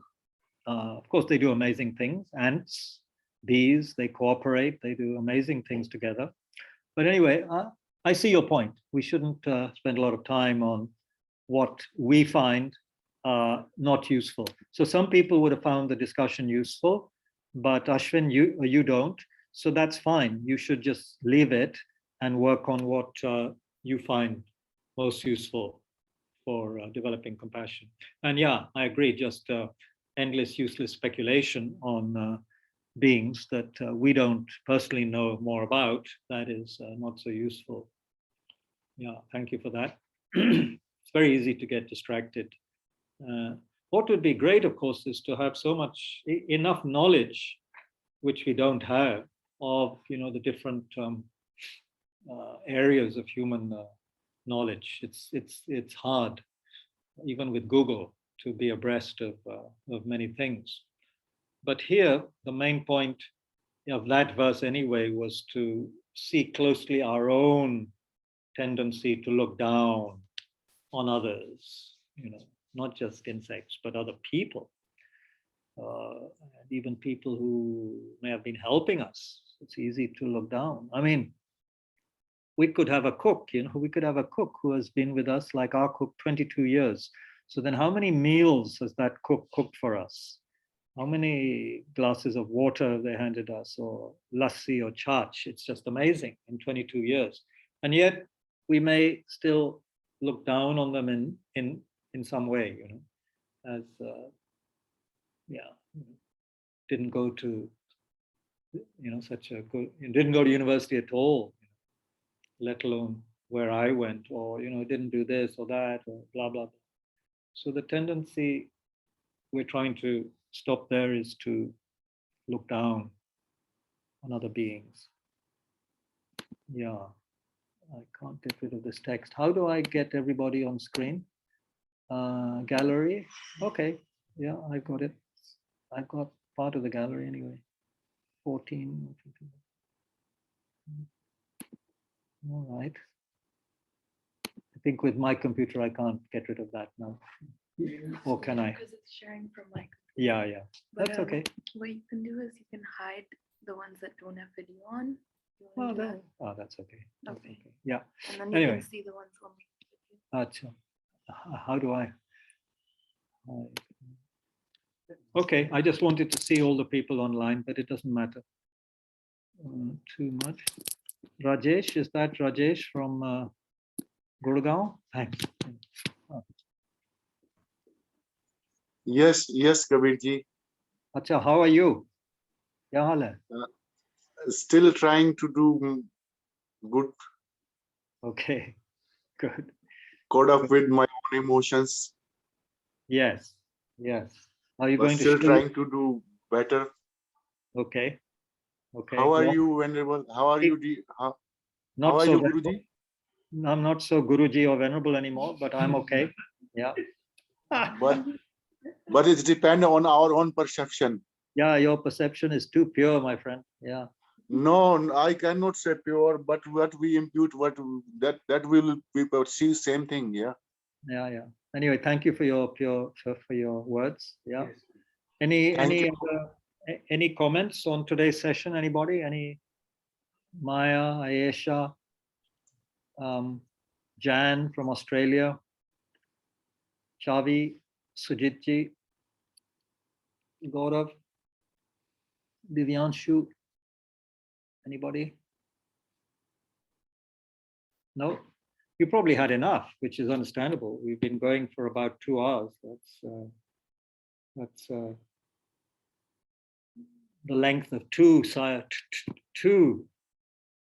therapeutic sessions. You go to a psychiatrist, they give you an hour, or just under an hour. So this is 2 hours. Of course, Anushri has a question, because she always has a question towards the end. Bolo. So, like in the third verse, it says, like, may I strongly confront them and avoid them. So Yes. Would you suggest, like, can you suggest a strong, powerful method to avoid them? Like, personally, for me, what works is like a powerful mantra which you can chant not only like while you're sitting and meditating in a particular room or during the session, but even while standing, walking, or some thought arises in your mind which is not healthy. Good. Which is Okay. yeah, and then you chant that mantra, ठीक है. and then it just completely goes away. Yeah. Good. So Yes. what are the other answers suggested? So it told us that everything that you do, from sweeping the room to learning anything new, you can Of course. offer it as a you can offer it to Lord Buddha. Yes. Yes. So you've had that teaching. Yeah. Good. So is it fine, right? Is it fine? Yeah. Are you constantly asking for approval? I don't know. Check. Check if it's fine. Check if using all your activities to become more mindful and use it as an offering to Buddha is fine or not. You check. But what you said about how to confront things strongly, yes, one way is to recite mantras. The other way, of course, if you know, is to meditate on emptiness. So that's a bit difficult. The other way is just to say, okay, I'm developing anger right now. Is anger useful? Stop just the anger and begin to analyze, you know? Or just if you have trained this way, just look at the emotion as it arises. Stop thinking about the object of anger or the angry thoughts. Just watch what it feels like. What does anger feel like? Just observe it, and it just disappears because it has no real power. It's just like a mental phantom which comes and goes. But of course, if you start thinking about the object of anger, why I'm angry, then that's like doing an analytical meditation on anger, and it will increase. So remember, Shantideva, if you have anger, now he says that a moment of anger can destroy so many lifetimes of good energy, positive energy. Just like a spark can destroy a whole barn full of hay that the farmer has painstakingly collected over many weeks or months. Just one match, one spark of fire can destroy it all. So, you know, or if you're developing great lust or desire, then think of the shortcomings of desire, how it never allows any peace to the mind, how the object of your desire is also the product of a mistaken consciousness, which is exaggerating the likable qualities of the object. You can remember the definitions of anger, the definition of attachment. If you're feeling jealousy towards someone, immediately you can stop it. You know, why am I torturing myself with this emotion of jealousy? You know, one can begin to, at least that stops this automatic reactive mind, which just keeps on going automatically. You know, even if your method is temporary, it helps for a while, and then slowly one can go for deeper methods like, you know, okay, now where is this jealousy? Where is the jealousy? Let's look for the jealousy. Where do I find it? Where is it located? Then as soon as you start doing that, you see, you can't find your jealousy if you're looking for it. But if you're just thinking of the other person and, you know, having jealous thoughts, then it just keeps on going on. You know? And sometimes you can be what Trungpa calls an eccentric bodhisattva. Means you can start talking to yourself, you know, scolding yourself. Maybe not in public, people may be concerned, but in the shower or in your house, you can start scolding yourself, talking to yourself, saying, what are you doing, you know? Are you crazy? Thinking like this, you know, talk to yourself. Be an eccentric bodhisattva. Give yourself, you know, a good talking to or a scolding. In other words, create a relationship with yourself, which is not just based on thoughts, but also on words. There are many ways to confront, but I've just given you a few. The main thing is just to be aware of what's going on. We're just not aware. We're just taken away by the emotion. As soon as you're, anger, then one can do something about it. Otherwise, it's just automatic. It's just automatic behavior.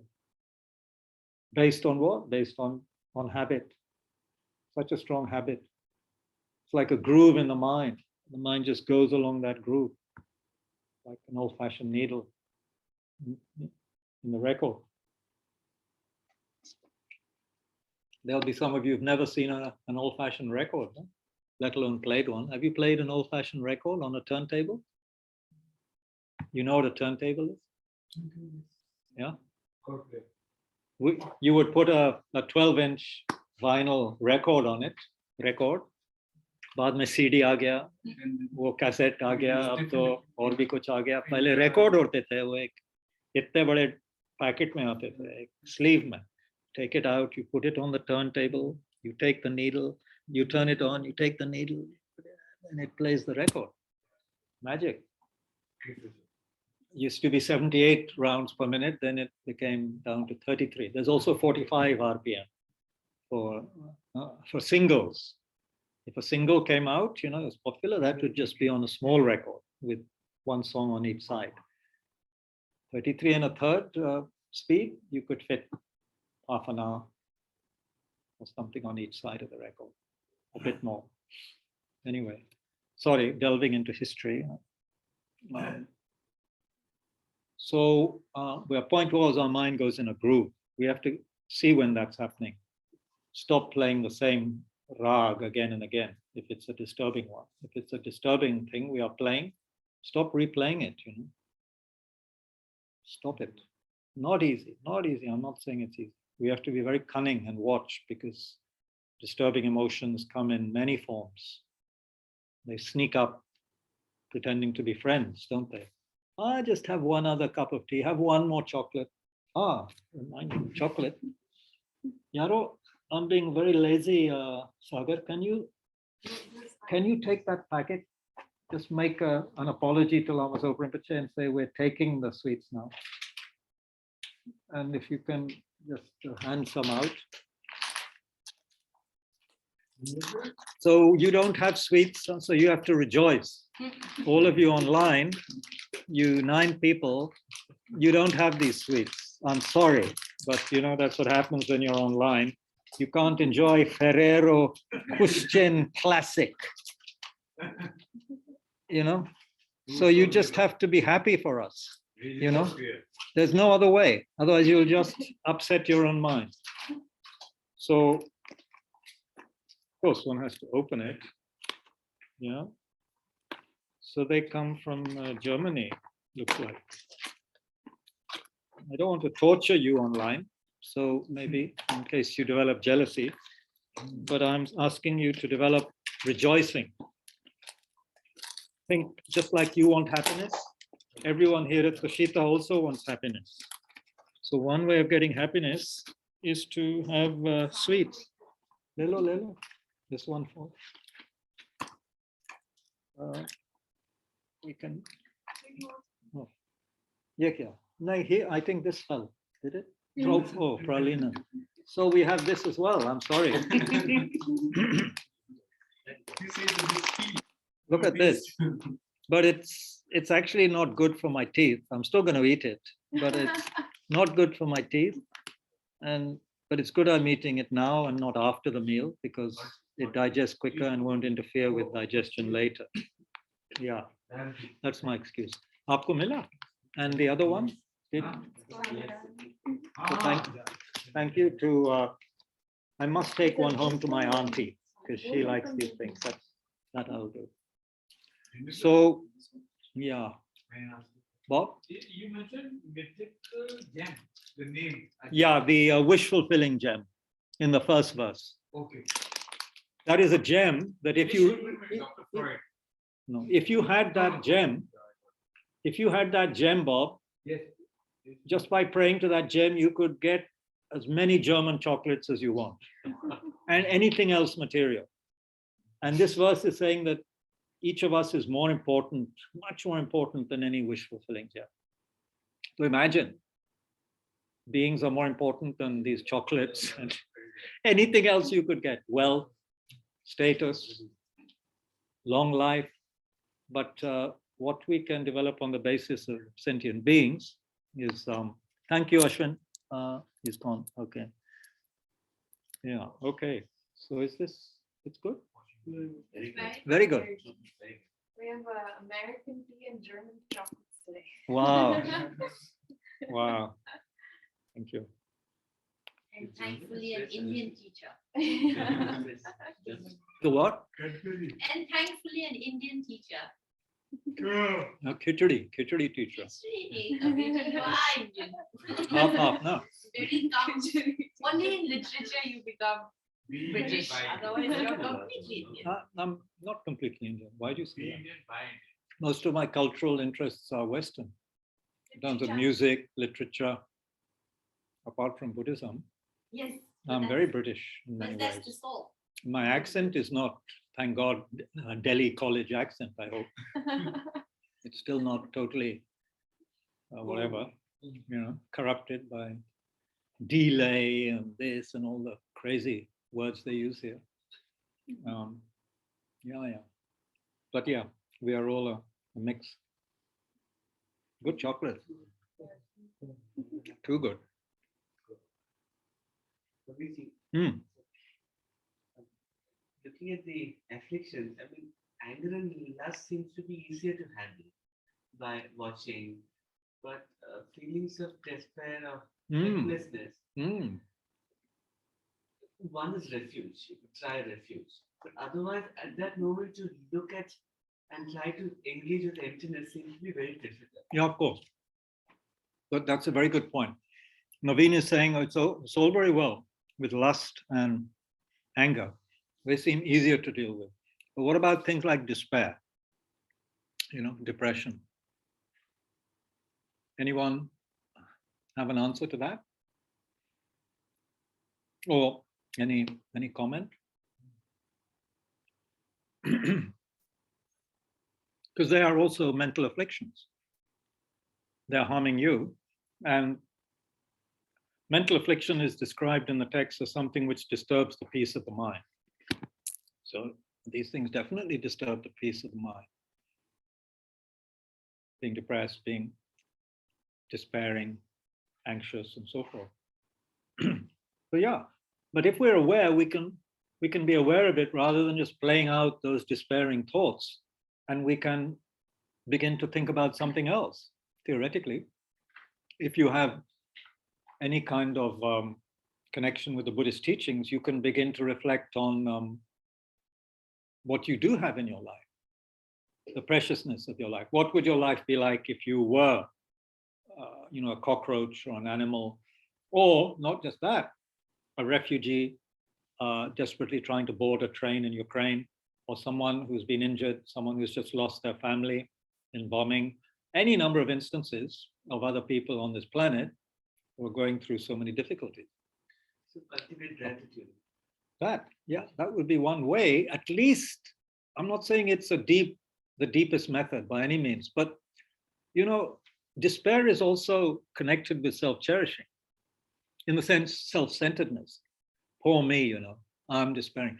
It is a kind of a selfish mind. It is preoccupation with one's own problem, for whatever it may be, a very good reason.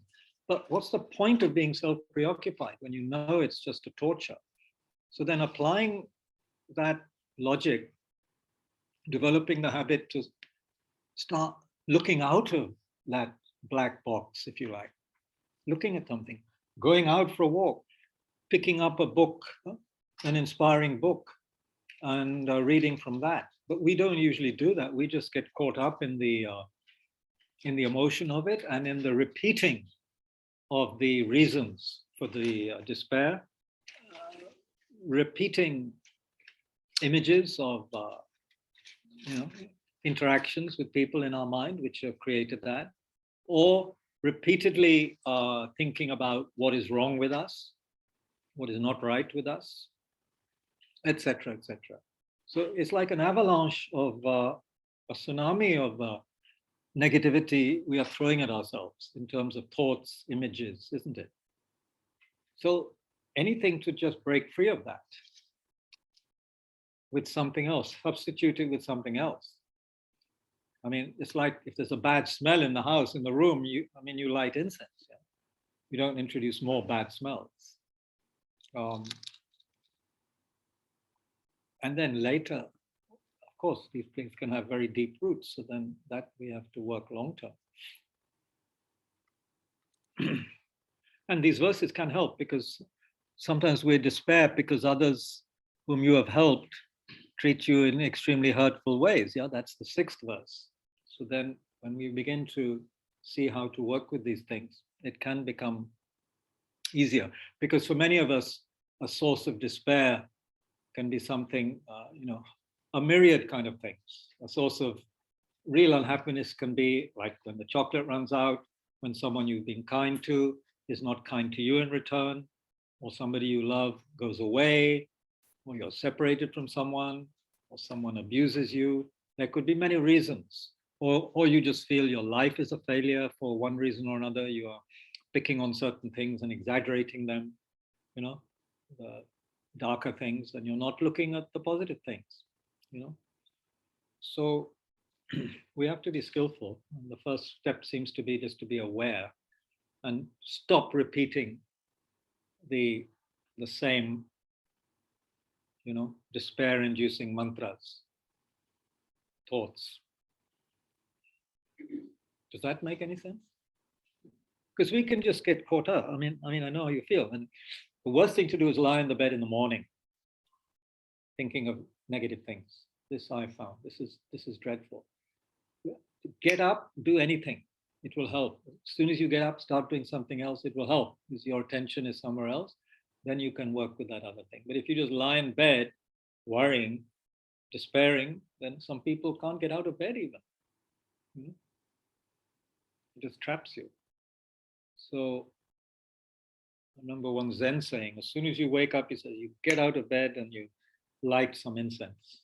In other words, light incense and meditate. But we just get into habits.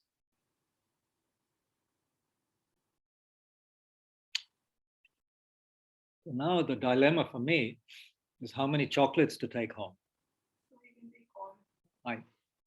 I'm not going to take all home. I'm going to take one of these for my aunt because she loves. But she was told by the doctor not to eat sweet things for a while. So I'm not going to take it. It'll be too painful for her because she's been able to stay off sweets for a while. She needs to. So therefore, I should be very altruistic and eat it myself. So she doesn't have to go through the pain. I've had one. How many of you had? One. Only? One. Why didn't you have two? I'll take Did you have this? You didn't have this? Lola? Otherwise, you'll be thinking all the way home, I only had one. These other people had two. one. Huh? I was going to take. Who else hasn't had two? We had. Huh? You all had? We have. I don't want anyone going home thinking, oh, I only had one. You will associate Tushita with pain rather than liberative dharma. Chalo 2 घंटे हो गए अब तो गपशप होने लगा. Jan, I think we'll stop now. Sujit ji, are you still there? You haven't given us any poetry or wise words today. I'm here. Sujit ji is a writer, author, translator, sends me wonderful poems. He's based in Dehradun. Abhi kahan ho? Dehradun? Yeah, I returned yesterday. I was in Ranchi for the week. Okay. Acha. Yeah, good.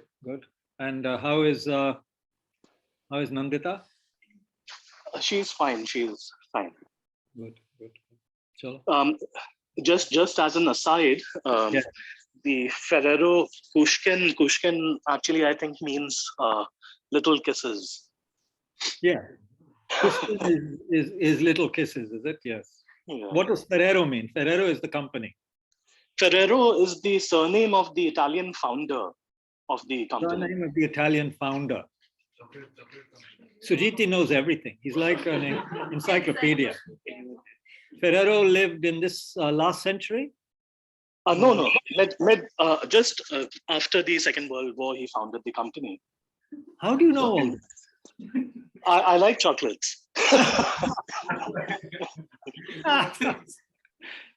There you go. We just got the history of this from Sujitji. Wow. He founded this company after the Second World War, Mr. Ferrero. And Christian means a small little kiss. So very good. Thanks, Sujitji. In Italy, in Alba in Italy. Yeah. Oh, are you looking at the net now or this is from memory? No. This is from memory because I always remember Abel was I saw Elba, so I always remember Alba as well. Amazing. The palindrome. Yeah. Stop mesmerizing us with science. And anyway, the proof is in the pudding, right? I think he's probably just wishing he could eat some also. I think he's probably just wishing he could eat some also. He could get some chocolate. They're very good. Yeah, maybe we should do a deal with Anushri's brother.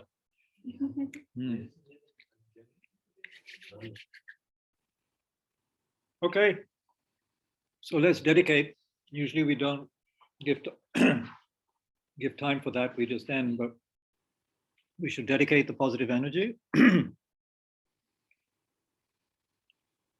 we generated together for several things. One, that we always stay connected with authentic spiritual teachings, life to life, authentic guides.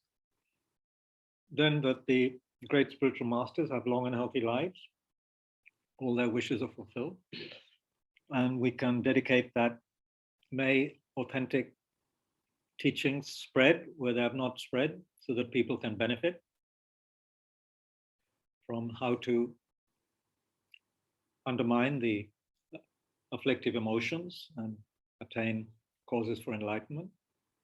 May those kind of teachings always spread. May our own lives become highly meaningful for others in many, many ways, unimaginable ways, just by meeting us or thinking of us. May people benefit due to the power of our prayers and kind attitude.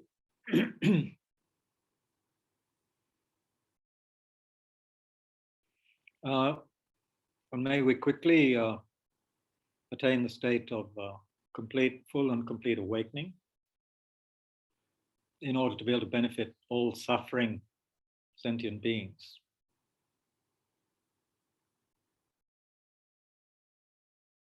And as His Holiness the Dalai Lama once said, when pressed, when he had to leave a meeting, he said, look, well, the basic thing is this, remember two things: remember the kindness of others, and see all phenomena as like a dream, like a dream.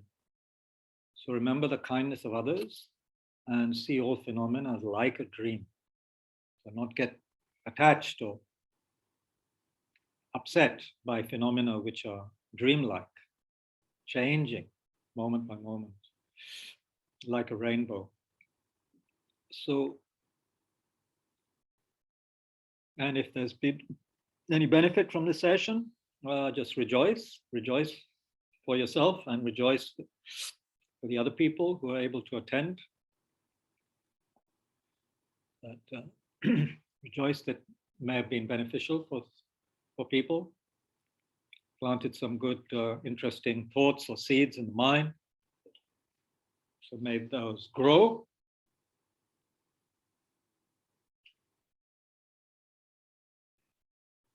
And then may everyone who has anything to do with the center and helping to spread authentic teachings, may they have long and healthy lives. May they be happy, harmonious.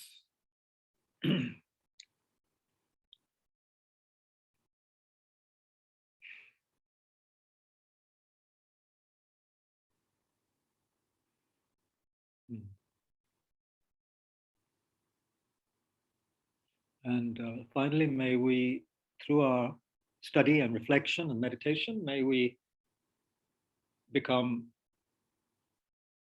authentic practitioners of these teachings, like the 8 verses, training the mind.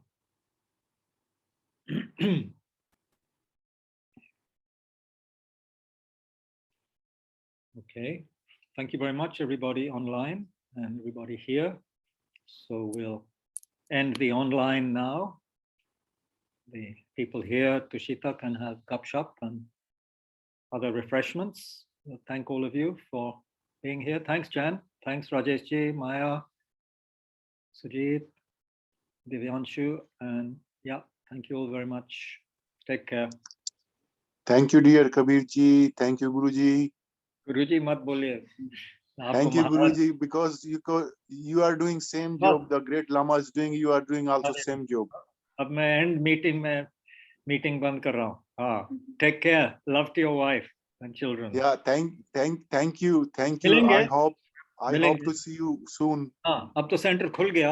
आ जाइए. अब हमको ठीक है. कुछ नजर जाना पड़ेगा फिर से शायद 15, 16, 17 तक. तो अगर आना है तो आके मिलिए. वरना बार-बार यूपी जा रहा हूँ आजकल. आके मिलिए. ठीक है गुरुजी. ठीक है. Thank you. Okay, Maharaj.